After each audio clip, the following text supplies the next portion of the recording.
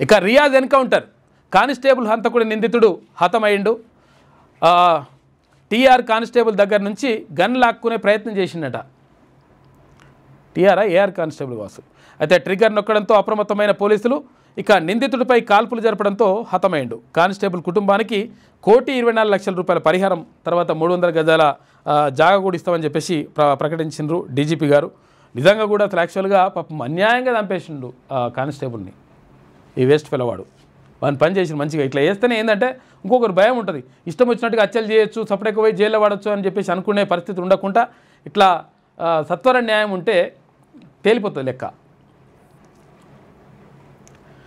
ఇక కట్నం ఓకే, బంగారంతోనే భయం ఉందట ఇప్పుడు పరిస్థితి అంతా కూడా. కట్నం ఇస్తేందుకు సరే ఎంతో కొంత మాట్లాడుకొని ఇస్తాం కానీ మరి బంగారం పెట్టమంటే ఎట్లా? ఎందుకంటే బంగారం అయిపోయింది. ఇప్పుడు 1,30,000 1,35,000 దాకా అవుతున్నట్టుంది రేటు.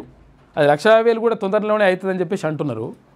అది ఏది 70,000 ఉన్న బంగారం డబుల్ అయ్యడానికి ఒక ఏడాది కూడా పట్టలే. ఏడాది కాలంలోనే డబుల్ అయిపోయింది. దాంతో మొత్తం బంగారం పెట్టాలంటే భయపడుతున్నట పబ్లిక్. పెళ్లి చేయాలంటే పసిడికే అంటే బంగారానికే 10 లక్షలు కావాల్సిందే. 5 ఏళ్ల క్రితం తులం బంగారం 48,000, ప్రస్తుతం ₹1,28,890. 30,000 కూడా దాటింది, 1,30,000 దాటింది. రేట్లు చూసి బెంబేలెత్తుతున్న మధ్యతరగతి ప్రజానికం బంగారం పేరు చెబితేనే జడుసుకుంటున్న పబ్లిక్ అని చెప్పేసి అట్లయింది పరిస్థితి. బంగారం ఈ మాట వింటే చాలు ఇప్పుడు మధ్యతరగతి ప్రజానికానికి వణుకు పుడుతోంది. పసిడి ముచ్చట ఎత్తితే చాలు వణికిపోతున్నారు. జాతీయ మార్కెట్లో డాలర్ అస్థిరంగా ఉండడం మధ్యతరగతి ప్రజలకు శాపంగా మారింది.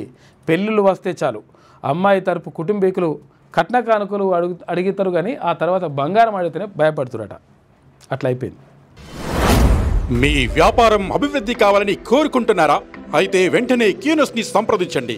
Schools, colleges, banks, shops, office promotions, land promotions, political promotions, restaurant promotions, hospital promotions, పుట్టినరోజు వేడుకలు, శుభకార్యాలు, వ్యాపారాలు ఏవైనా, సందర్భం ఏదైనా ఇప్పుడే క్యూనస్ ద్వారా తెలియజేయండి. మీ వ్యాపారాన్ని అభివృద్ధి చేసుకోండి.